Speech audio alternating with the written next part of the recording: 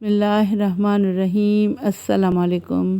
رسول اللہ صلی اللہ علیہ وسلم کا سفر طائف، اللہ کے دین کے لیے قربانیاں۔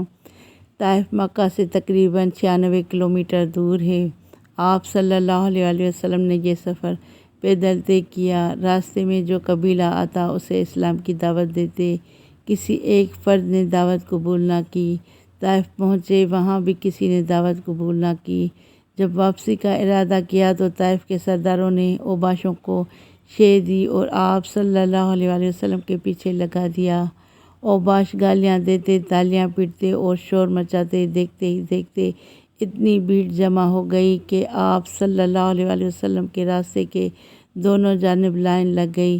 پھر گالیوں اور بد زبانیوں کے ساتھ ساتھ پتھر بھی چلنے لگے، جس سے آپ صلی اللہ علیہ وسلم کی ایڑی مبارک پر اتنے زخم آئے جس سے آپ صلی اللہ علیہ وسلم کے دونوں جوتوں خون میں تربتر ہو گئے۔ یہ سلسلہ تقریباً 3 میل تک جاری رہا۔ صلی اللہ علیہ وسلم نے ایک باغ میں پناہ لی۔ صلو علی الحبیب صلی اللہ تعالی علی محمد صلی اللہ علیہ وسلم۔